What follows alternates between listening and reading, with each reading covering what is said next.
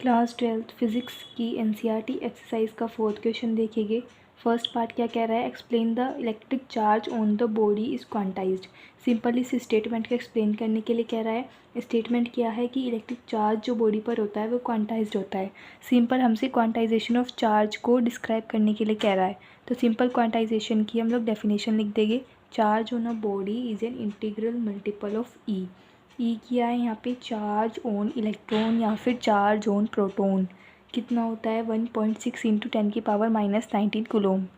ठीक है, तो क्वांटाइजेशन का फॉर्मूला क्या होता है, Q equal N E. Q charge, N number of electrons और ई होता है चार्ज ऑन फॉर इलेक्ट्रॉन। लेकिन ये जो फॉर्मूला है वो सिर्फ एप्लीकेबल है at microscopic level. Microscopic level पर ये एप्लीकेबल है, मैक्रोस्कोपिक लेवल पर हम इस फॉर्मूले का यूज़ नहीं कर सकते। क्यों, इसके सेकंड पार्ट में हमसे यही पूछा हुआ है और इसका सेकंड पार्ट मोस्ट इंपॉर्टेंट है, इसकी आपको एक्सप्लेनेशन आनी चाहिए।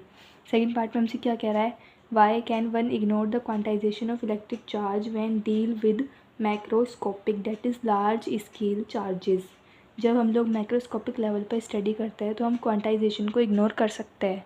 ऐसा क्यों, देखो, जब अगर हम माइक्रोस्कोपिक लेवल पर देख रहे हैं तो लेट्स से देख यहाँ पे हमारी ये शीट है एक, तो आपको ये जो पेपर है वो कंटिन्यूस नज़र आ रहा है क्योंकि हम इसको अपनी आँखों से देख रहे हैं, एकदम कंटिन्यूस नज़र आ रहा है। तो जब हम लोग मैक्रो की बात कर रहे हैं, मैक्रोस्कोपिक लेवल की, तो हमें चीज़ें कंटिन्यूस नज़र आती है। लेकिन वहीं अगर हम इसको माइक्रो लेवल पर देखें तो हमें वो डिसकंटिन्यूस नज़र आएगा। मतलब क्या, अगर मैं माइक्रोस्कोप की हेल्प से देखूँ तो ये कैसा नज़र आएगा, डॉट डॉट डॉट डॉट, ऐसे बहुत सारी डॉट डॉट होगी जिसकी वजह से ये मिल करके बना होगा। तो ये जो डॉट डॉट की फॉर्म में नज़र आएगा इसको बोलते हैं ग्रेनिंग नेचर। वो इन्हीं को मिला के अगर हम लोग मैक्रो लेवल पर देखें तो हमें कंटिन्यूस शीट की फॉर्म में नज़र आ जाएगा। तो इसी को हम क्या कहते हैं, देखो अगर हम लोग माइक्रो लेवल पे देख रहे हैं तो हम नंबर ऑफ़ इलेक्ट्रॉन्स को काउंट कर सकते हैं। नंबर ऑफ़ इलेक्ट्रॉन्स को काउंट कर लिया तो हम चार्ज निकाल सकते हैं Q इक्वल एन की फॉर्म से। ठीक है, लेकिन वहीं मैक्रोस्कोपिक लेवल पे देख रहे हैं, मतलब आपने कुछ चावल के दाने लिए तो आप उनको काउंट कर सकते हो। लेकिन अगर आपने कहा 10 किलो, 20 किलो, 50 किलो, तो आप उसके चावल के दाने थोड़ी ना गिनोगे। आपने मैक्रोस्कोपिक लेवल पे बात की कि हम 50 किलो की बात कर रहे हैं ना, इस टाइप से आप मैक्रो लेवल पे बात कर रहे हो, तो वहाँ पे आप नंबर ऑफ़ दाना या फिर नंबर ऑफ़ इलेक्ट्रॉन्स को काउंट नहीं करेंगे।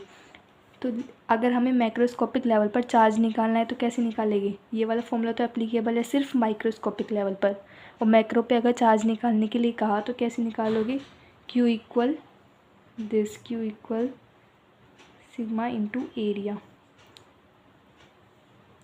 ये क्या है, linear charge density, superficial charge density and volumetric charge density.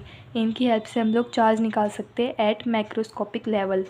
तो बस ये लिखा है कि जब हम लोग मैक्रोस्कोपिक लेवल पर स्टडी करते हैं तो जो graining nature of charge is lost, हम उसको इग्नोर कर सकते हैं क्योंकि वो हमें कंटिन्यूस की फॉर्म में नज़र आता है। ठीक है, सिंपल सा है। ये वाला सेकंड पार्ट मोस्ट इंपॉर्टेंट है, आपको एक्सप्लेनेशन लिखनी है और कुछ नहीं करना। आई होप आपको ये क्वेश्चन समझ में आ गया होगा। If you like this video please subscribe my channel. Thank you.